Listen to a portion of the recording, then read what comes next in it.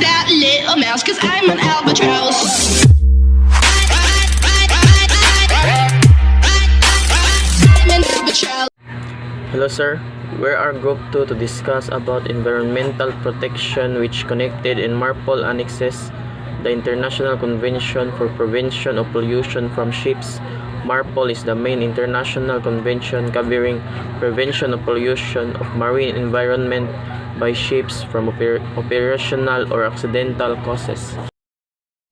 MARPOL Annex 1 is the first implementation made by MARPOL 73/78, one of the most important international marine environmental convention. The convention was designed to minimize pollution of the seas from ships.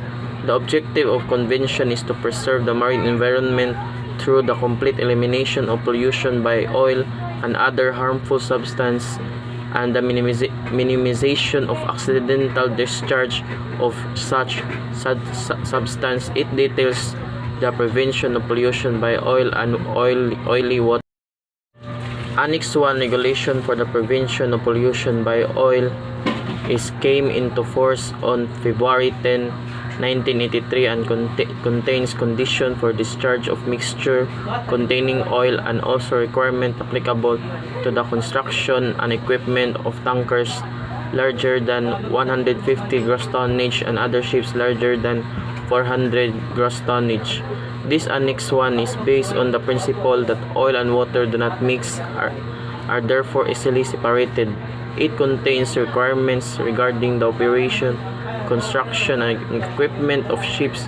The operational requirements stimulate the condition under which ships may discharge water or oil mixtures into the sea. Overboard discharge are above the waterline so the discharge can be visible. The construction equipment requirements are such as to enable the ship personnel comply with the discharge conditions. I am the Cadet Axel Paul E. Caracol and I will be presenting MARPOL 73/78 Annex 2 Regulation for the Control of Pollutions, Noxious Liquid Substances and Bulk.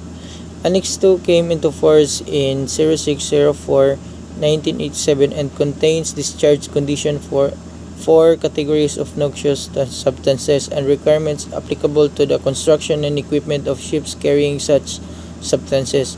Unlike oil, most chemicals or noxious liquids will mix with water and are not easily separated from it. The main principle of Annex 2 is dilute cargo residues in sweater to prescribe limits depending on their pollution hazard and facilitate the distribution of discharge by utilizing the wake of the ship. The discharges are required to be made below the waterline and in such a way that the water residue mixture is retained in the ship boundary layer and carried aft when en route to be distributed by the wake astern.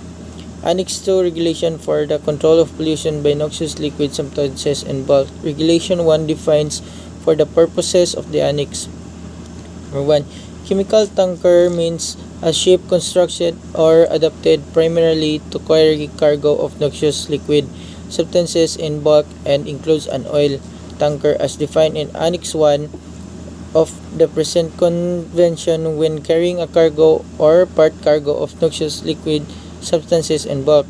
Clean ballast means carried in a tank which since was last used to carry a cargo containing a substance in category A, B, C, or D has been thoroughly cleaned and the residues resulting therefore have been discharged and the tank emptied in accordance with the appropriate requirements of the Annex.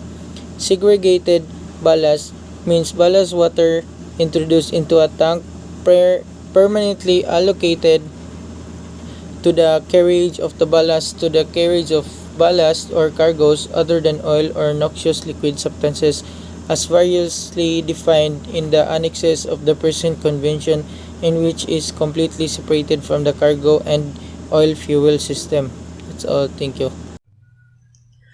Annex 3 Prevention of Pollution by Harmful Substances is carried out by the sea in package form and entered into force on July 1, 1992.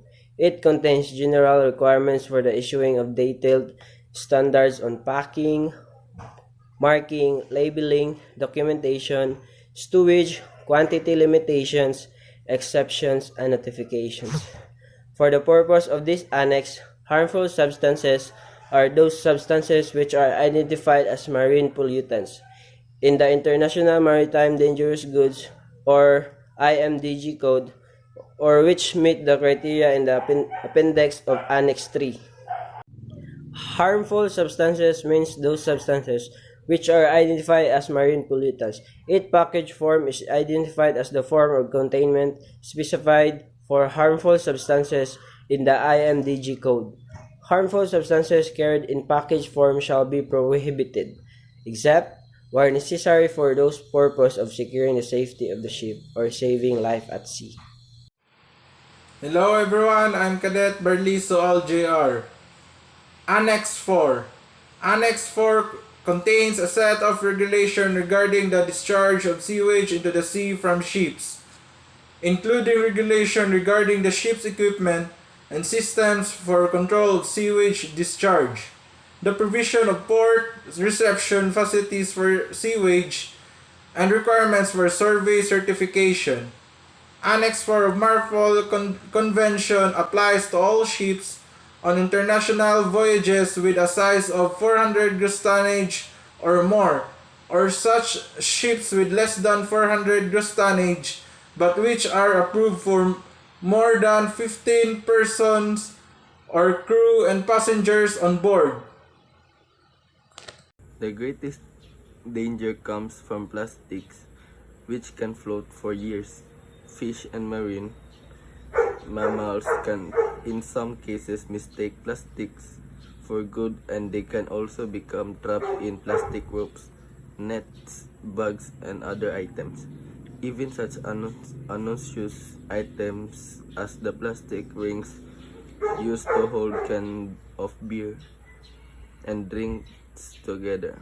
It is clear that a good deal of the garbage waste washed up on beaches comes from people on shore, holiday makers who leave their rubbish on the beach, fishermen who simply throw unwanted refuse over the side, or from the towns and cities that dump rubbish into the river or the sea.